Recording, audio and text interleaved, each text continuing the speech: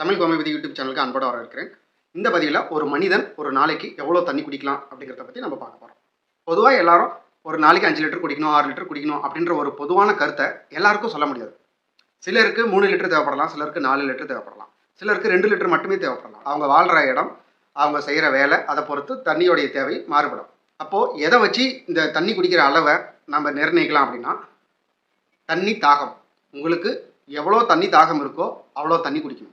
அந்த தாகம் தீர்ற அளவுக்கு குடிக்கணும். ஸோ இது ஒரு வழி.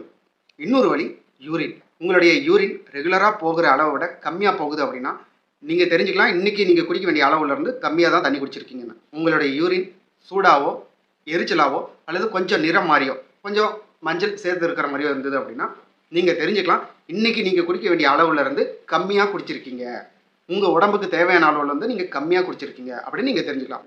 நீங்கள் அதை பொறுத்து அடுத்த 2-3 மணி நேரத்துக்குள்ளே எவ்வளோ தண்ணி உங்களால் குடிக்க முடியுமோ அதை நீங்கள் தாராளமாக குடிக்கலாம். குடிச்சிட்டு மீண்டும் நீங்கள் யூரின் போகும்போது நார்மலான கலரில், அதாவது ஒரு வெள்ளை அல்லது ஒரு டிரான்ஸ்பரண்ட்டான கலரில் யூரின் போகணும். உங்கள் உடம்புக்கு தேவையான அளவுக்கு நீங்கள் தண்ணி குடிச்சிருக்கீங்க அப்படின்னா ஓரளவுக்கு தண்ணி மாதிரி டிரான்ஸ்பரண்ட்டாக போகும். அதை வச்சு நீங்கள் ஓகே, நம்ம இன்றைக்கி தேவையான தண்ணியை கரெக்டாக குடிச்சிருக்கோம் அப்படிங்கிறத நீங்கள் ஜட்ஜ் பண்ணிக்கலாம்.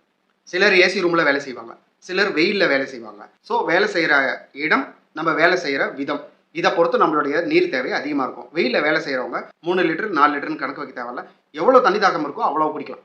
இதுவே ஏசி ரூமில் வேலை செய்கிறவங்க தாகம் குறைவாக இருக்கும், ஆனால் நீங்கள் தண்ணி குடிக்கிறதுக்கான விருப்பம் இருக்காது, அதனால் நீங்கள் குடிக்காமையே விடுவீங்க. ஆனால் நீங்கள் எதை வச்சு கண்டுபிடிக்கலாம் அப்படின்னா, நீங்கள் யூரின் போகும்போது உங்களுக்கு நம்ம சொன்ன இந்த சூடாக போகிறது, நிறம் மாதிரி போகிறது, அல்லது கொஞ்சம் எரிச்சலாக போகிறது, அந்த மாதிரி இருக்குது அப்படின்னா நீங்கள் நிச்சயமாக தண்ணியை அதை பொறுத்து நீங்கள் குடிக்கிற அளவை கொஞ்சம் சேர்த்து குடிக்கணும்.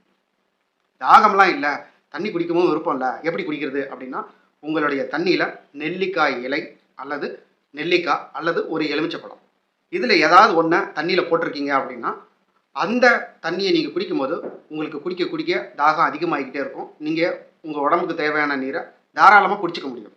அதே போல் தாகமே கொஞ்சம் கூட எடுக்கல அப்படின்னா நெல்லிக்காவை ஒரு கடி கடிச்சிட்டு ஒரு நிமிஷம் 2 நிமிஷம் கழித்து நீங்கள் தண்ணி குடிக்கிறீங்க அப்படின்னா உங்கள் உடம்புக்கு தேவையான அளவுக்கான நீரை உங்களால் தாராளமாக எடுத்துக்க முடியும். ஸோ உங்கள் தாகத்துக்கு ஏற்ற அளவுக்கு நீங்கள் தண்ணி குடிச்சிடுறீங்க. அதே போல் யூரினும் தண்ணி போல் டிரான்ஸ்பரண்ட்டாக போகுது அப்படின்னா உங்கள் உடம்புக்கு தேவையான நீரை நீங்கள் கரெக்டாக எடுத்துருக்கீங்க அப்படின்னு நீங்கள் அதுலேருந்து தெரிஞ்சுக்கலாம். வெயில் காலம் வந்துட்டுருக்கு, நம்ம ஏற்கனவே பதிவு போட்டிருக்கோம், வெள்ளரிக்காயை நல்லா எடுத்துக்குங்க அப்படின்னு. பார்க்காதவங்க வெள்ளரிக்காயுடைய பலன்களை இந்த வீடியோவை பார்த்து நீங்கள் தெரிஞ்சுக்கலாம். தண்ணி நல்லா குடிங்க. அப்படி தண்ணி உங்களுக்கு கிடைக்காத இடத்துல நீர் அதிகமாக உள்ள பழங்களை தாராளமாக எடுத்துக்குங்க.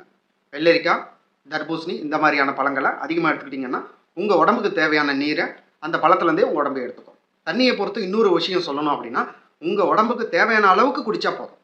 புரியுதுங்களா?